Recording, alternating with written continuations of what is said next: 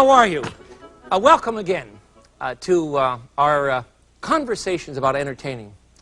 The point behind entertaining is to have a good time. And I know that some of you live by yourself. And I'm not lamenting that because most of you have chosen that. But at the same time, you have very special problems in terms of entertaining. It is possible to entertain yourself, I suppose, but I much prefer to entertain myself with another person. For me, aesthetics means that I have someone to share the treasure with, you see. It's like going through a gallery all by yourself or going through a gallery with your lover. It's much more fun with your lover. The art is different. Everything appears different. So today we're going to cook for two, just two. And maybe I can give you a few gimmicks on how to make a, you can call it a romantic dinner, you can call it a practical dinner, but the point is we're trying to cook for two, just two. First of all, I want to make a salad for you. In the Pacific Northwest, we call this butter lettuce, but out here I think you call it a Boston bib. So what I want to do is to take a couple heads here, and we'll use the head. When you have just one person coming for dinner, you can be a little extravagant. I'm going to take the center right out of the head, you see. There it is. And this will make a salad for us. All right? We'll put that on a plate. Let me do a couple of these. The plate's too small. Let me get a couple of these prepared, and we'll make some dressing. And I'm going to fill these with shrimp. Pick out a good one here. You know, if you have only one person coming, you want everything to be very precise and attractive. Just take out the center so that you wind up with a kind of bowl. There. I'm always afraid that if I ever do that on camera, I'm going to wind up with a slug in here. You know that? Wouldn't that be awful? What would I say to you? I'd say, there's a slug in the lettuce. What else do you say? All right. Put the basket now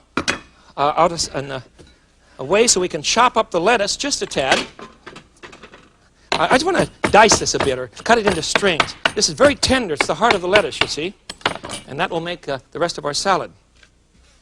Now for the dressing, very, very simple and very, very good. We're going to prepare a bit of olive oil, about half a cup. Just right. And we'll follow that with a couple of tablespoons of red wine vinegar. Don't put too much in this, maybe even a tablespoon, because you don't want to cut the flavor of the shrimp. Heavy sauces on shrimp are just out of place. Just out of place. Even a remoulade bothers me if the shrimp's good. That's a heavy mayonnaise base, and I don't care for it. A shot of lemon juice, fresh, of course. I don't have to give you the sermon again about using lemon juice that was squeezed by somebody else. A little bit of lemon juice, and we're going to add some oregano and some dry mustard for our seasonings. And by dry mustard, I mean something like Coleman's. You see, there you are. That's very good English mustard.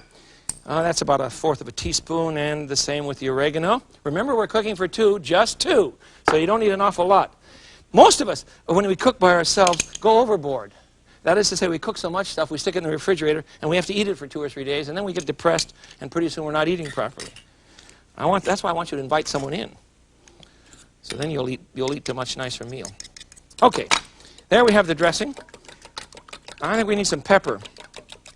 Probably won't need much salt because the shrimp has a little salt on it, and the lemon juice will help cut our tongues as salt would. You see, so you can get by with very little salt. That'll be enough. All right, now then we'll put the dressing on our salad.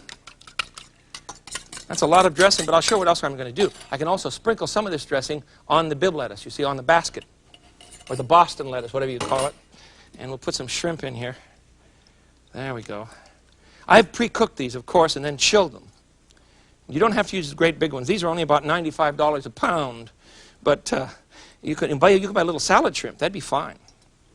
They're much less expensive, and they would work fine. The little baby shrimp. Okay, we'll toss that. Yes, with your fingers. If this isn't, if you're entertaining someone who's that big of a fuss pot, why, tell them to come late. Then they won't know. Then they won't know. Now we'll fill up our basket here, our little lettuce basket, because you want the first course to be a little dramatic. You see, there, that'll be nice. And we'll do another one, and then set these aside, and we're ready for our guest. There we are. I think you should cut the bottom off on this lettuce. You see, if I'd cut this off properly, so it would sit flat, it wouldn't roll around, because you must be very careful when you're entertaining someone so that you don't put them in a jam. And this may very well embarrass my guest if the basket tips over, you see, when they're trying to eat. So be careful with it. Make sure everything's ready so that they can be totally comfortable. There we are. All right. Excuse me. My towel fell off.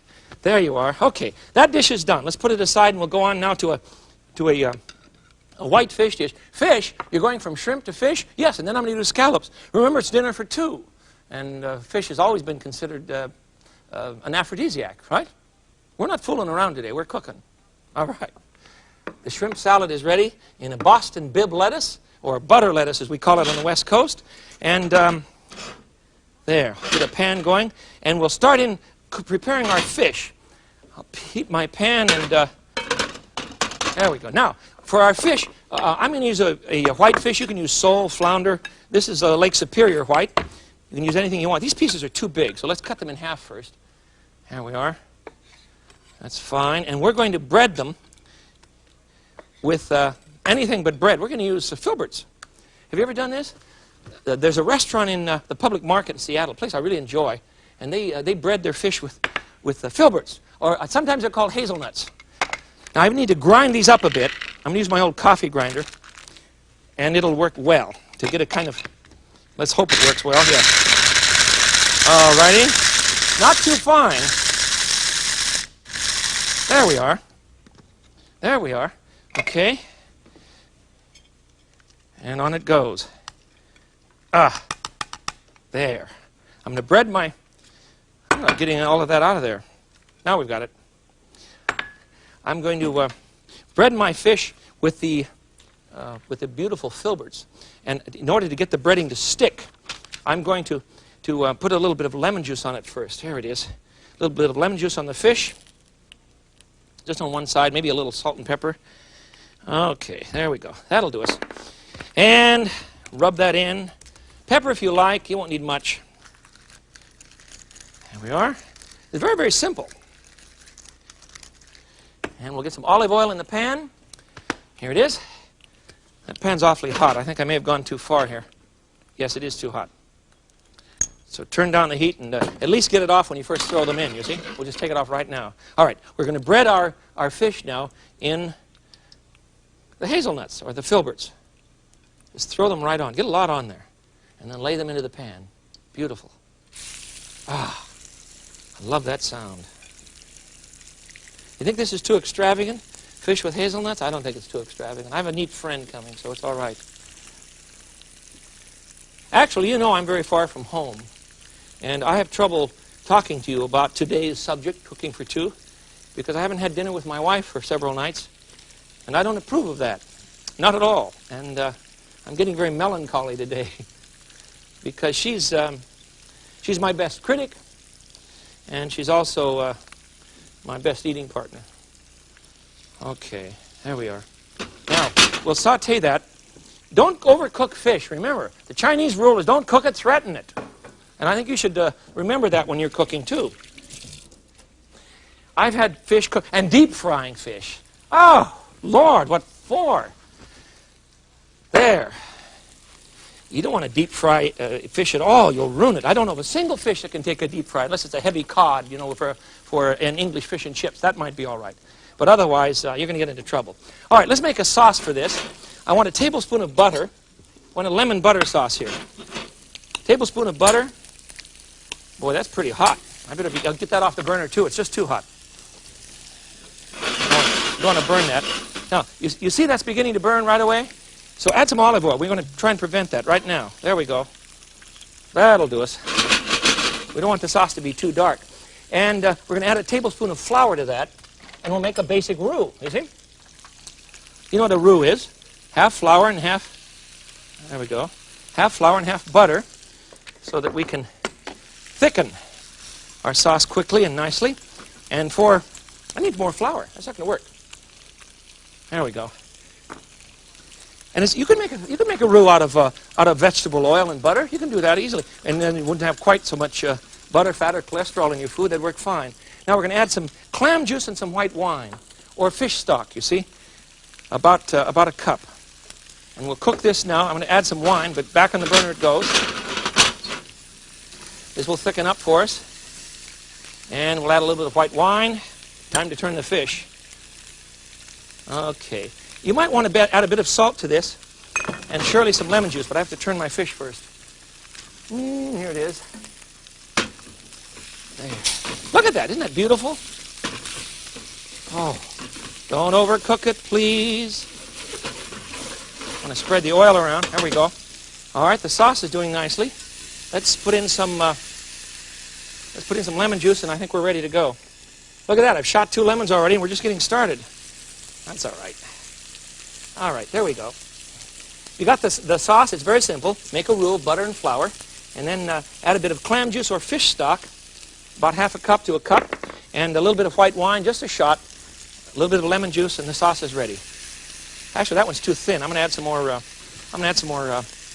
Wine to it. You can turn off that one. It's hot. There we go. Wine's a great thinner, not for your blood, but for your cooking. Don't ever add water. Add soup stock or wine, and then you'll get along with the world properly. Now, I'm not going to put the sauce on top of the fish because the fish is beautiful as it is. So I'm going to put the fish on top of the sauce. Put the sauce on the plate, you see. There we go. Isn't that cute? And on top of that, yes, that pan is as hot as you thought it was. On top of that, we'll put our fish.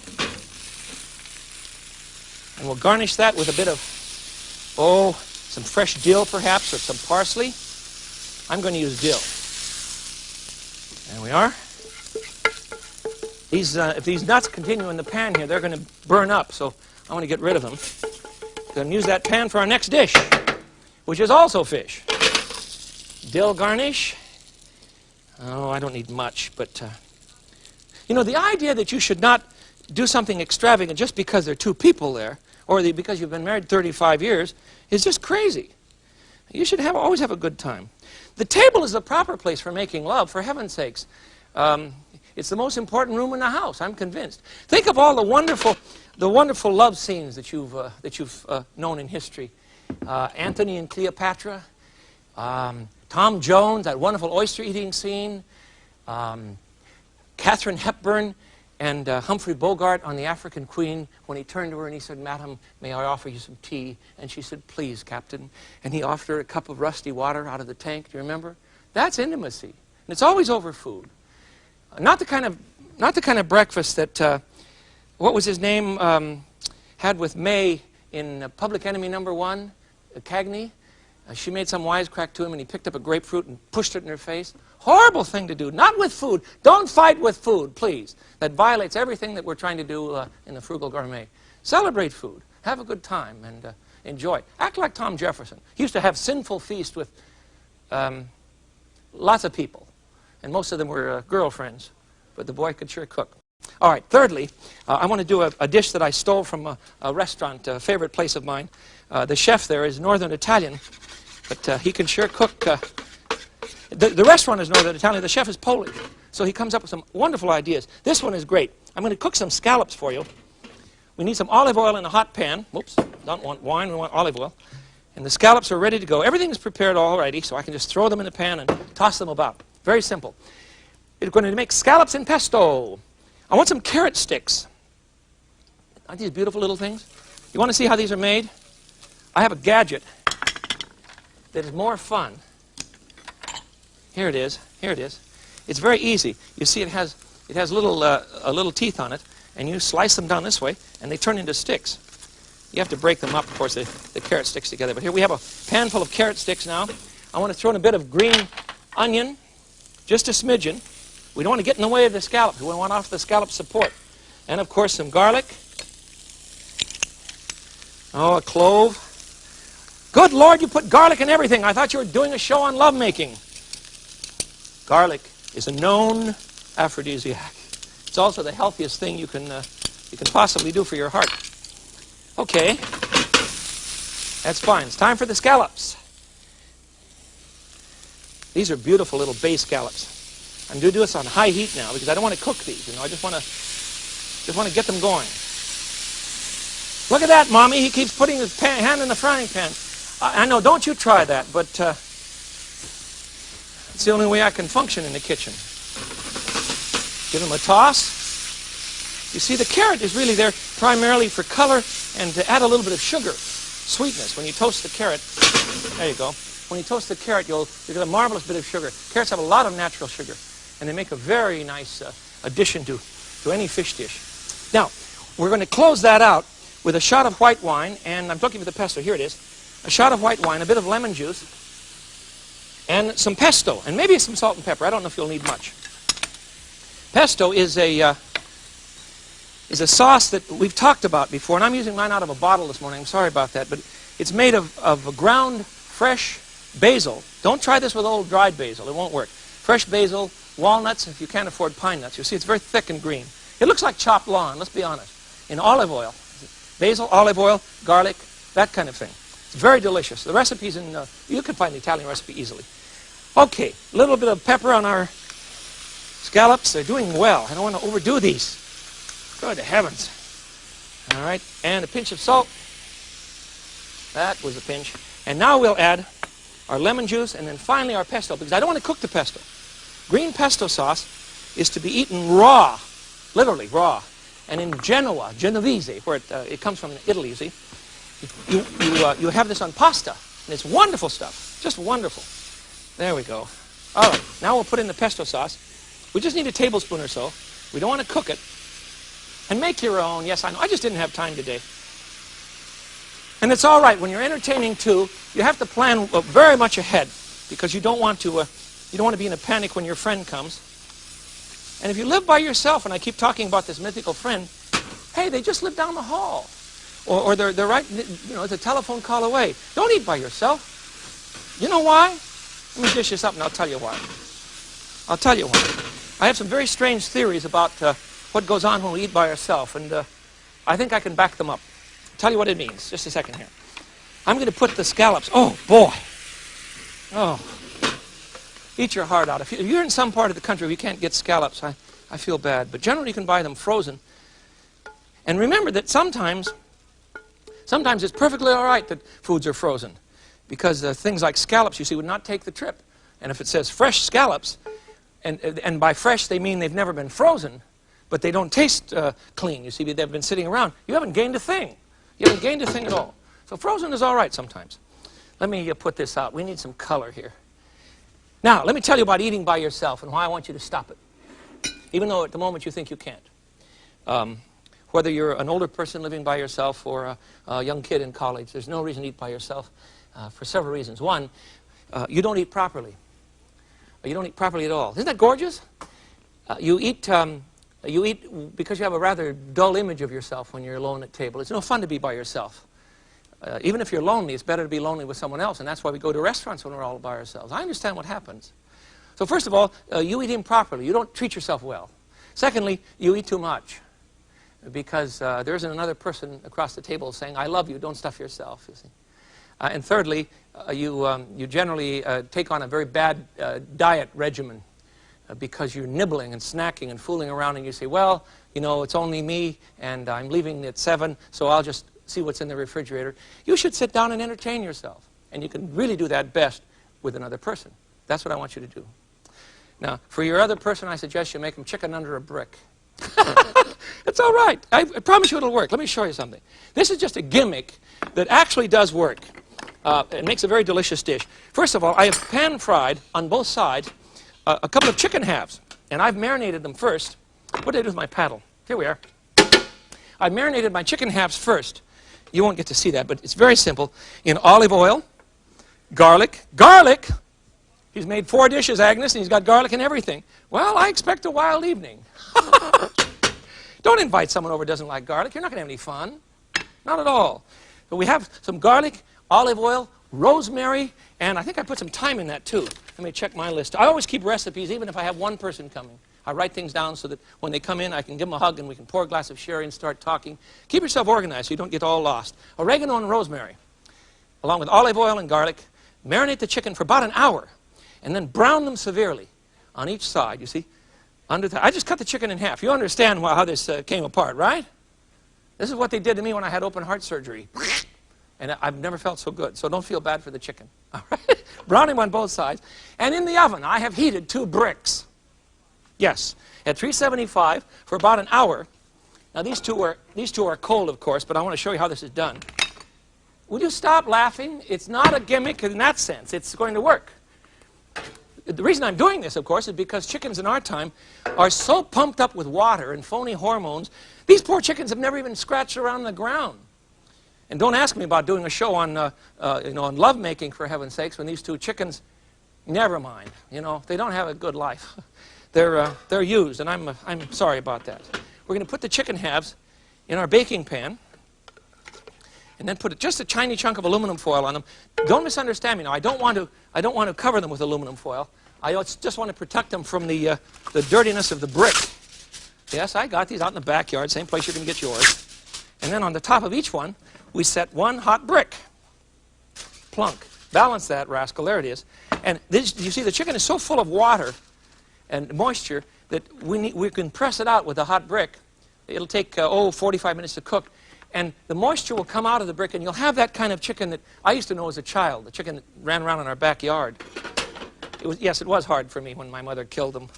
I usually had them all named, you see, and I'd come home and Harold was gone. But that's all right. I always loved the chicken and noodles. There we go. My mother always entertained me that way. Even if the rest of the family was gone and we would have lunch together, my mother always treated me as a whole person from the time I was little. I think that's one of the reasons why the table is so important to me. And it should certainly be that with your children. If you have parties, don't throw them out. Don't have them eat hamburgers and green peas down the hallway when you entertain real people. Invite them in. And if you live by yourself, just for kicks sometime, invite some kids over. You can do it. You can do it. And it takes some planning, but you can do it. All right, I have a chicken under a brick all ready to go here for you. I hope. Yes, it's done. I can smell it. I didn't have to look. You train your nose to know what's going on. Now, what do we do with the hot bricks? These are really hot, so we'll get them off the old bird here. Are you ready? There they go. You see, they've been flattened out a bit. They're also sticking to my aluminum foil. That wasn't planned. There we go. Got them. The chicken looks a little flat, but the moisture, the water has come out of him, so he's really very nice. Let's put those on a platter. Isn't this a kick when you bring someone home and they're really impressed with the fact that you're cooking for them and they say, "What are we going to have for dinner?" And you say, "Chicken under a brick." Oh, there we are. We need a little garnish on that. That's really gross looking, isn't it? That is to say, it looks bare. Poor chicken is given all he can give. Don't serve him naked. At least dress him up a bit. There you are. Unless you expect your party to get out of hand. There we are. Okay, that's a little bit better. And now then, we'll put that out and talk about, ouch. Okay. There we have 4 dishes. Is that all of them? Yes, that's everything. Sure, I'm missing something. No, I'm not. All 4 dishes so that you can entertain properly. And the theory here, of course, is not the food, but preparation. In very short time, I've done all of these for you. And I want to give you the confidence to go ahead and do that for one another. And eventually, accept the fact that you're responsible for your own entertainment. I know a lot of people who are bored in this world, and I've really decided that it's their own fault. The place is utterly exciting.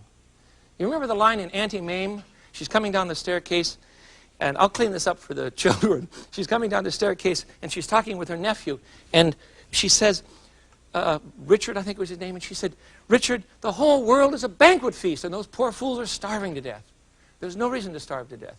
Cook for one another and have a good time. It doesn't matter what you eat, but the feast depends on who you eat it with." So today, for my guests, who will be here very shortly, as a matter of fact, I've prepared chicken under a brick, and no, my guest doesn't know about this. Presses out some of the moisture. Then I've prepared scallops, which you could use as a first course, I suppose, scallops and pesto. I'm not suggesting you serve all of these at once, for heaven's sake. You can do whatever you want. But scallops and pesto are absolutely delicious. And then fish fried, white fish fried with hazelnuts. Beautiful stuff. And then finally, I open the meal with a beautiful Boston bib or butter lettuce with shrimp and a vinaigrette dressing on the top. I think that is sufficient for any major love scene. You can have a lot of fun at the table. And when you consider other table scenes that we've known through history, because you and I love the movies, we think Casablanca. Wonderful. Or remember Hepburn? Not Hepburn. What was her name? In Breakfast at Tiffany's? Wonderful scenes, and it's always around food. And the table's a proper place for lovemaking. You know? That goes back to biblical times. In the Bible, love was more important than any other kind of involvement. Indeed, eating was a sign of very serious commitment. That's a wonderful thing to think about. So don't eat by yourself. It's just not worth it. You'll eat much better if you'll have a friend in, and you can enjoy yourself celebrating your own value. That's really what's at stake, because you're worth the entertainment. So invite someone nice in. Invite someone that you love and put out. You don't have to serve everything all at once. You can serve any one of these at any time. It doesn't matter to me.